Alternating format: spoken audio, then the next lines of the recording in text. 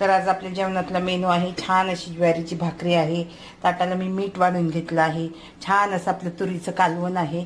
तर तुरीचं कालवण अख्खी तूर आहे आणि त्या तुरीचं कढण केलं आहे, आमच्याकडे कढण बोलतात। तर छान असं तुरीचं कढण केलेलं आहे, खूप छान असं शेंगदाणे घालून केलेलं आहे। आता आपलं तळून कारलं घेतलेलं आहे फोडी करून, तर हे तर कारलंही खूप छान लागतं। शेपूची भाजी आहे जेवणात आपली, शेपूची भाजी खूप छान लागते चवीला।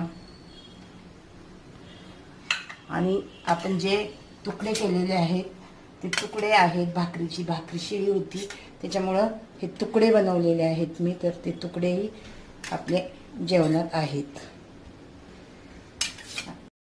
आणि आपण जो कांदा चिरून घेतलेला आहे तो कांदा आपण ठेवून घेतलेला आहे। तर अशा प्रकारचं आपलं आज जेवणाचं ताट आहे। तर अशा प्रकारे तुम्ही जेवणाचं ताट बनवून बघा आणि तुरीचं कढण ही भाजी करून बघा।